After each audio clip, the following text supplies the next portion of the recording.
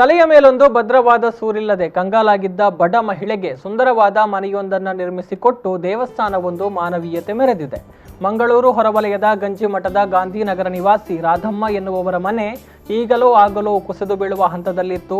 ಈ ನಿಟ್ಟಿನಲ್ಲಿ ವಿ4 ನ್ಯೂಸ್ ಕೂಡ ವರದಿಯನ್ನು ಪ್ರಸಾರ ಮಾಡಿ ಸಹೃದಯರು ನೆರವಾಗುವಂತೆ ಮನವಿಯನ್ನ ಮಾಡಿಕೊಳ್ಳಲಾಗಿತ್ತು. ಇದೀಗ ಬಡ ಮಹಿಳೆಯ ಕಷ್ಟಕ್ಕೆ ಸ್ಪಂದಿಸಿದ ಗಾಂಧಿನಗರದ ಶ್ರೀ ಮಹಾಮಾಯಿ ದೇವಸ್ಥಾನವು ದಾನಿಗಳ ನೆರವಿನೊಂದಿಗೆ ಮಹಾಮಾಯಿ ಎನ್ನುವ ಸುಸಜ್ಜಿತ ಮನೆಯನ್ನು ನಿರ್ಮಿಸಿ ಕೊಡುಗೆ ನೀಡಿದೆ.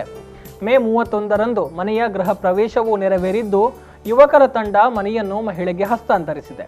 ಸ್ಥಳೀಯ ಯುವಕರ ಶ್ರಮದಾನ ನೆರವಿನ ಮೂಲಕ ಒಟ್ಟು 177 ದಿನಗಳಲ್ಲಿ 13 ಲಕ್ಷ ರೂಪಾಯಿ ವೆಚ್ಚದ ಮನೆ ನಿರ್ಮಾಣಗೊಂಡಿದೆ. ಈ ಮೂಲಕ ಬಡ ಮಹಿಳೆಗೆ ಭದ್ರವಾದ ಸೂರು ಲಭಿಸಿದೆ.